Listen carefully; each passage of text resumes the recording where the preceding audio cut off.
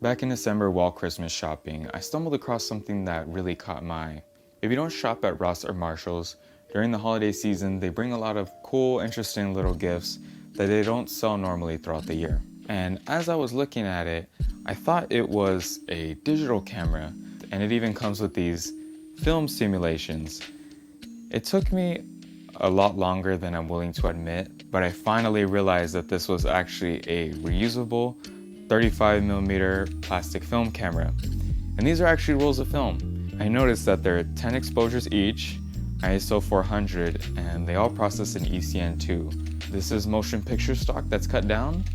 I think this is 250D. I don't know how they made them look different. They probably dunked some of them in Mountain Dew.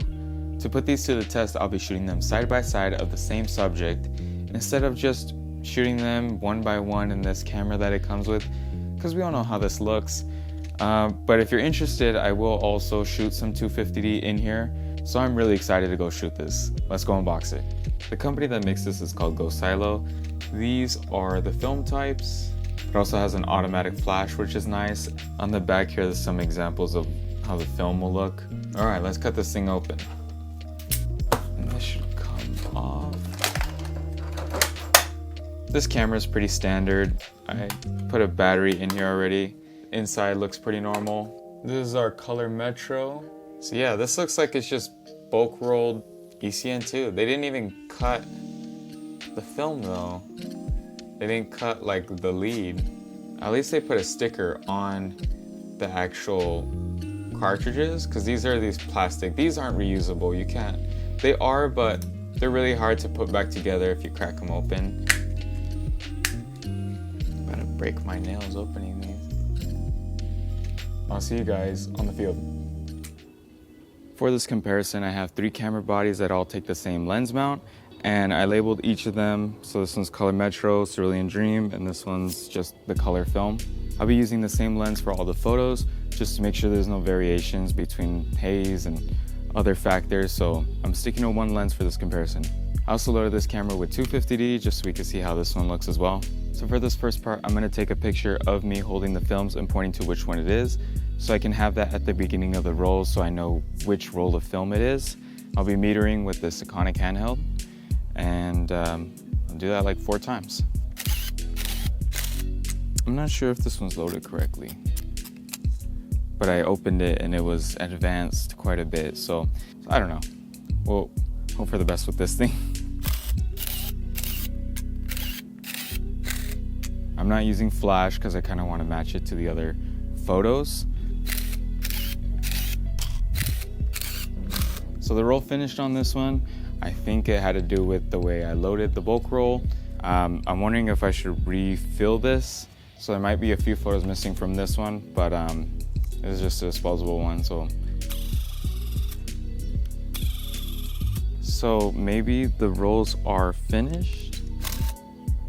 Wait, that one continued, so maybe this one's not finished. This one's continued, fine. I'll probably try to take one more photo. One of my rolls, I'm pretty sure already finished. And this one finished. And this one just finished.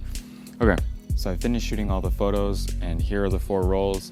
I'm a little bit disappointed because I only got 5 or 6 frames out of each of the rolls, even the one I bulk rolled myself.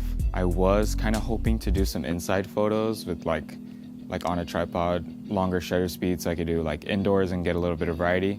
I guess we just gotta develop these and see how they come out.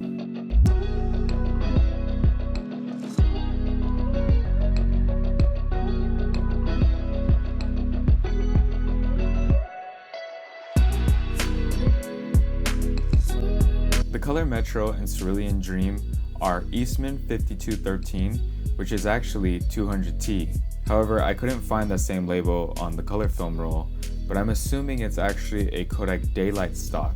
It could be 250D, but I'm not sure. It is a lot more red. Here are the codes. If you know what they mean, let me know. So over here on the left is the 250D in the disposable camera. A lot of the photos are not sharp, and they're also out of focus because of the plastic lens being focused for a bit farther. So these macro shots don't really work as well, but we can get an idea of the natural color. The Color Metro definitely leans very yellow, just like the containers of their film, like the Cerulean Dream was leaning very blue, and you can see that the container is blue. And for the color film, you could definitely see a lot more red in the shadow areas and midtones.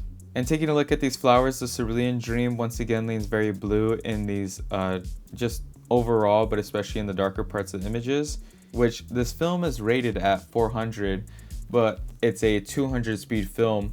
So I'm guessing that they wanted you to underexpose a bit to further accentuate the look, as well as kind of add that contrast back, because I didn't even play with the contrast on this one. And this is the Color Metro. Without the contrast, it looks very expired, and maybe this is what they were going for. And here is the color film. Now moving on, the Cerulean Dream again, the Color Metro, and this is the color film. You can see how much blue there is on this one and the tungsten one. This Color Metro one looks like early 2010s music videos and Instagram filters. I think this one's the coolest look that they managed to achieve. The film base for this one is very different than the rest. This is without the contrast. The color film one is actually my favorite out of the three. The disposable camera roll ended, so I don't have any natural comparisons. This is the Cerulean Dream, Color Metro, and this is the color film one. And this one just, these two look more natural. I'd say this one probably looks the most natural. On the left, the Cerulean Dream. This one's the Color Metro. You can see this is where the roll ended. I really like the red tones on this one. It makes it look very like, especially like 90s magazine. And finally, the color film was the longest roll, and this was the only one I was able to get this last image out of. So out of all the rolls, these are my personal favorites. This one on the left is just because the effect was achieved so well. And this one on the right, like I was just talking about how magazine 90s this looks, especially because these are more underexposed, they have a lot more grain. I don't shoot a lot of experimental film, so if you guys do, please let me know in the comments which films these are most similar to. That's gonna be the end of this video. Let me know which one was your guys' favorite, if you know what they did, or if you managed to get your hands on one of these. Don't forget, Jesus is King, and I will see you in the next video.